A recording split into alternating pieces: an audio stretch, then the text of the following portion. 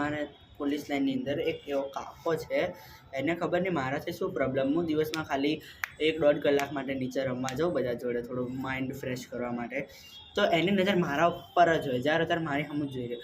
તો હું રમવા ગયો ને, એક દિવસ હું રમવા જતો હતો, હું નીચે જતો હતો, મારા પપ્પા પણ સાથે આવતા હતા નીચે બેસવા. તો એ લિફ્ટમાં જતો ને અમે પણ સાથે લિફ્ટમાં ગયા. તો મારા પપ્પાને કે આ તમારો છોકરો છે ને કે એ બહુ જ રખડ કરે, જ્યારે જવું ત્યારે નીચે રખડતો હોય. મને કે પછી તારા પપ્પાની સામે એટલે કહું છું કે તને એમ ના થાય કે કાકા બોલે છે, એટલે તારા પપ્પાની સામે કીધું.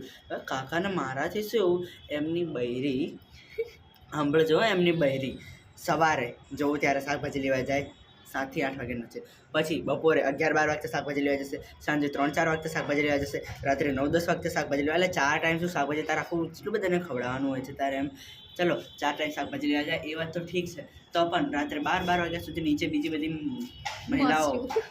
મહિલાઓ કહીએ ને એમની સાથે પંચાયત કરતી. અમે કંઈ કહેતા નહીં તારા ઘરે. હું થોડી તને કહું છું કે તારી બૈરી આવી રીતે ફરે છે અને હું તમારા ઘરનું થોડી ખાઉં છું. હા વળી તો મને બોલે, મને એટલો ગુસ્સો આવે છે ને. પીઓવાળો હારો કંઈક તો બોલો, તું 2-4 શબ્દ બોલ. કાકા મારા ભાઈને કશું નહીં કહેવાનું.